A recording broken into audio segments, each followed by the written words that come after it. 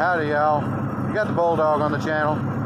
It's late. I got one running here, and it's another lesson, I guess,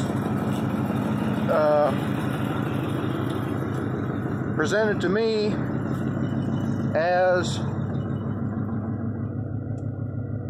a bad computer. And guy said he'd blown up 2 computers before, and he wanted me to check it out and get him a diagnosis before he put another computer in it. So it sat for 2 years before this, before I got to it. It blew up the second computer, I guess, and then it sat. He said I wanted it all checked over, and since this is old enough, I did an earlier video on a bunch of checking out a computer, that only had 60 pins. This is the one, and I checked every pin to short, every pin to signal.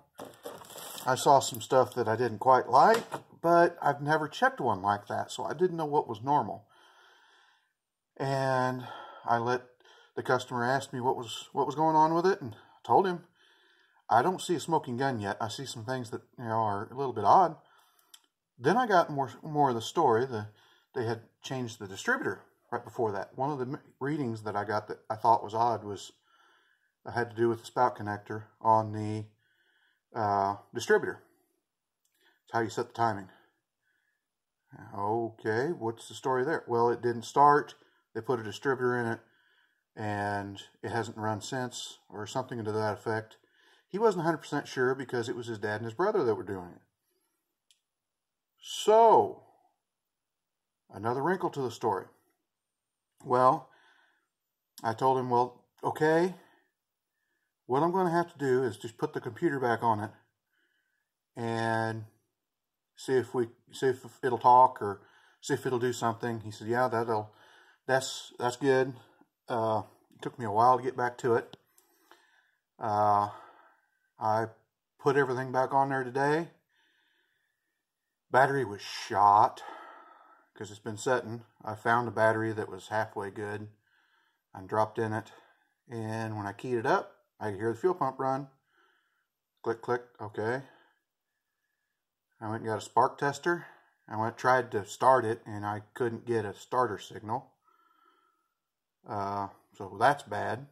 I don't know if it's the ignition switch or what, or if it's a solenoid on the fender, or it could be any number of things. So I just left the key on, went out there. It's a Ford, so you just cross the solenoid up there at the fender. And I cranked it over. It had spark. I hear the fuel pump running. What in the world? I look in there, I key it up again, and I look on the dash, and the fuel gauge is way over past full.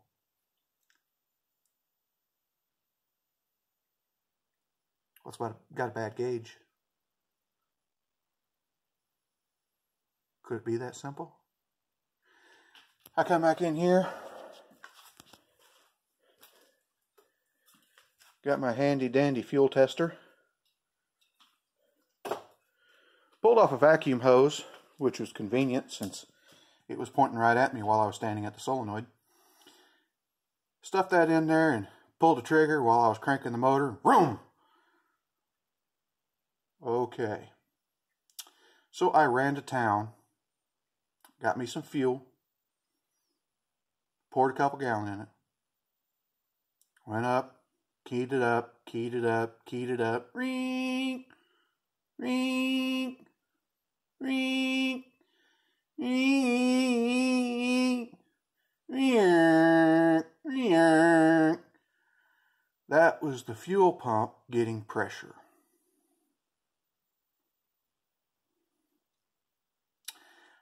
I left the key on, I went out there, I jumped the solenoid across, vroom,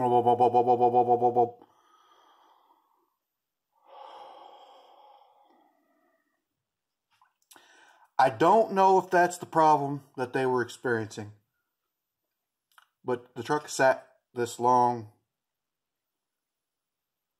From the evidence I can see right now, it was out of fuel.